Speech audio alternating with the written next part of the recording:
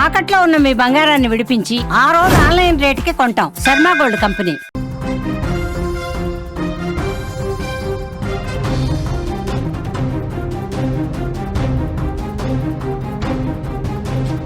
కర్ణాటకలోని చిత్రదుర్గంలో దారుణం చోటు చేసుకుంది. ఇన్స్టాగ్రామ్ లో వర్షిత చేతన్ మధ్య ప్రేమ చిగురించింది. ఇద్దరూ తరచుగా కలవడంతో గర్భం దాల్చింది వర్షిత. పెళ్లి చేసుకోవాలని చేతన్ పై ఒత్తిడి తెచ్చింది. మాట్లాడాలని పిలిచి చేతన్ కడతీర్చినట్లుగా తెలుస్తోంది. పెట్రోల్ పోసి కాల్చి ఆనవాళ్లు లేకుండా చేయాలని ప్లాన్ వేసుకున్నాడు ముందే. ఆ సమయంలో వర్షం పడడంతో ఆ మృతదేహం సగమే కాలినట్లుగా తెలుస్తోంది. టాటూ ఆధారంగా మృతదేహం వర్షితగా గుర్తించారు పోలీసులు. చేతన్ హత్య చేసినట్లు పోలీసులు నిర్ధారించినట్లుగా కూడా మనకి సమాచారం అయితే అందుతోంది. ఈ మధ్య కాలంలో మనం చూస్తే ఇన్స్టాగ్రామ్, ఫేస్బుక్ ప్రేమలు ఎక్కువైపోయాయని చెప్పుకోవచ్చు. ప్రేమ పేరుతో మోసపోయే యువతలు చివరికి అటు తల్లిదండ్రులకు చెప్పలేక, ఇటు సొసైటీలో అవమాన భారాన్ని ఎదుర్కోలేక ఇగో ఇలాగా విగత జీవులుగా మారిపోతున్నారు.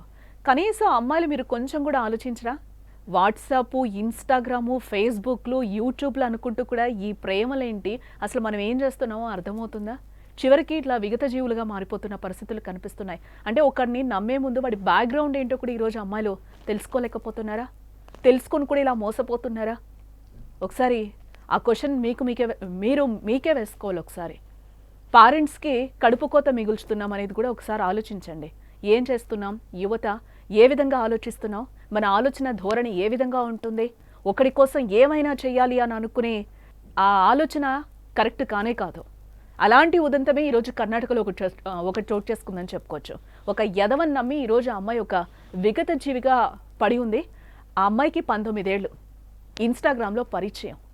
ఆ పరిచయం కాస్త ప్రేమగా మారింది. ఆ ప్రేమ కాస్త ఈరోజు ఆ అమ్మాయిని గర్భవతిని చేసింది. గర్భవతి తర్వాత ఈరోజు విగత జీవిగా మారిన పరిస్థితులు కర్ణాటకలో చోటు చేసుకున్నాయి.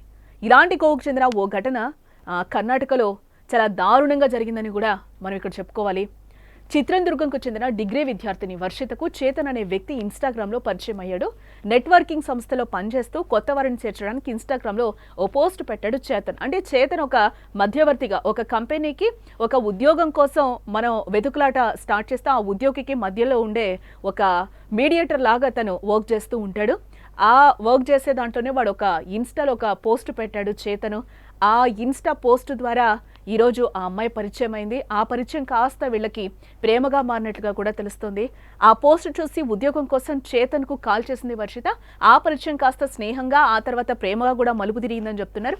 ఆపై ప్రేమ కాస్త శారీరక కలయికగా మారి వర్షిత గర్భం దాల్చింది. ఈ విషయం వర్షిత పిన్నికి తెలియగా ఆమె చేతన్కు ఫోన్ చేసింది. వర్షితను పెళ్లి చేసుకోవాలని కూడా అడిగింది. అయితే పెళ్లి చేసుకోవడం ఇష్టం లేకపోవడంతో ఆమె వేరే వారితో సన్నిహితంగా ఉందనే అనుమానం పెంచుకున్నాడు చేతను. ఈ నెల 18న అంటే వర్షితను నమ్మించి చిత్రదుర్గ బైపాస్ రోడ్లో ఉన్న నిర్మానుష్య ప్రాంతానికి తీసుకెళ్లి హత్య చేశాడు చేతన్. ఆ విజువల్ కూడా మనకి క్లియర్గా కనిపిస్తుంది. ఫస్ట్ వాళ్ళిద్దరు కూడా చేతన్ వర్షితకి కాల్ చేసి రమ్మని చెప్పాడు. అదే ప్రకారం ఆ అమ్మాయి అక్కడ నడుచుకుంటూ వెళ్తుంది. ముందు చేతన్ కూడా వెళ్తున్నాడు. ఈ సీసీ ఫుటేజ్ మనకి క్లియర్గా మనకి కనిపిస్తోంది.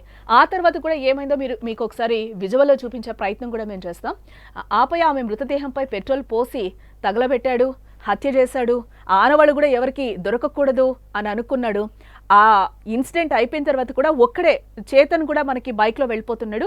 సింగిల్గా వెళ్తున్నాడు. వచ్చేటప్పుడు కూడా ఇద్దరు వచ్చారు.